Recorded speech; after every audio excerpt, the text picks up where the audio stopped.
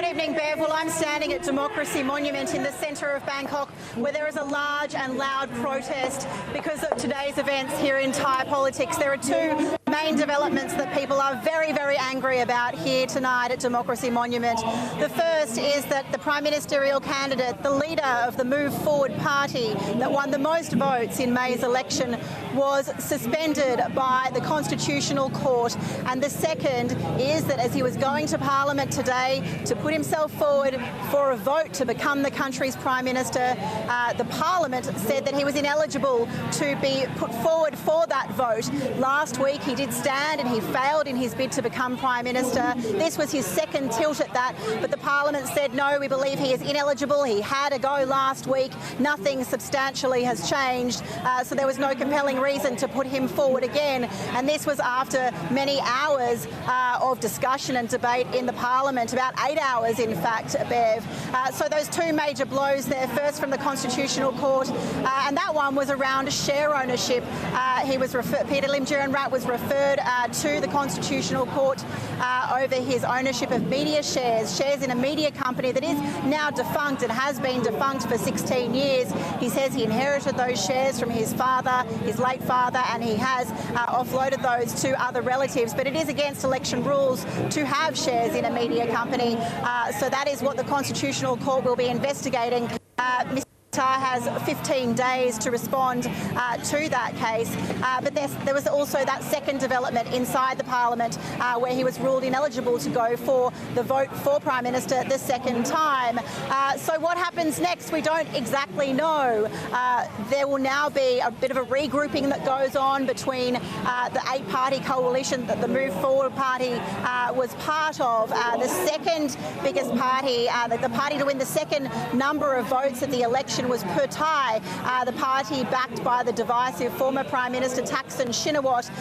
It is likely that they will now put forward one of their Prime Ministerial candidates, and that's likely to be property tycoon Seta Thavisin, but there is no certainty yet on when that next Prime Ministerial vote will be, and indeed whether the coalition, this eight-party coalition, will look like it does now between Move Forward Party, Pheu Thai and six smaller parties. So lots of uncertain times ahead, and here at Democracy Monument tonight there is a real sense of anger, Bev, because people say that they voted for the Move Forward Party in the Thai election back on May the 14th. There was 14 million people who voted for the Move Forward Party. They won 151 seats, which was a majority of the seats that were contested in that election.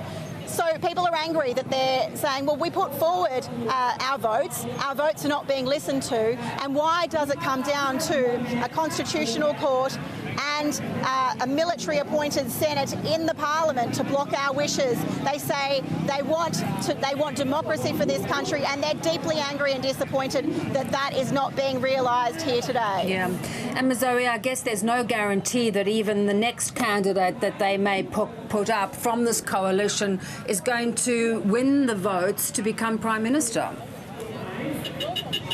Well, I guess the first step, Ev, is to decide who the next Prime Ministerial candidate would be, and that is likely to be Seta Thavisin from the Pheu Thai party within that eight-party coalition. But there's a little bit of difficulty there too, because they may just end up in a situation where the military-aligned Senate does not support the coalition, even with Pheu Thai party leader at the head of it, because the Move Forward party is still part of it. And the reason the Move Forward party is so divisive in this country is that it has called for reform of many very established institutions here, and perhaps the most controversial reform it wants is to the royal defamation laws.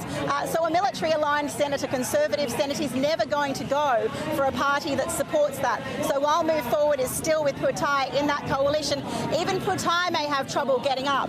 So Pheu Thai now has to look at whether, if it puts its candidate forward for Prime Minister, whether that is the smart move with Move Forward still in the coalition, or maybe it will try to go to some other Conservative parties to build a different coalition. But either way, there is a lot of work cut out for this party to try and figure out what to do from here. And all the while, there's likely to be unrest here on the streets in Thailand because there are thousands of people here tonight. There is a deep anger online as well. People right across this country. It wasn't just Bangkok where people voted for Move Forward. Some of the other, Thai heartland up in the north also turned orange for Move Forward. So, there is going to be a lot of meetings, a lot of soul searching going forward for the various parties involved. And people here on the streets say they're not going to stand for a situation in this country where their rights and their democracy and their votes are not respected. Yeah, could get really quite testy in coming days. Good to talk. Thanks, Mazoe. Thanks, Bev.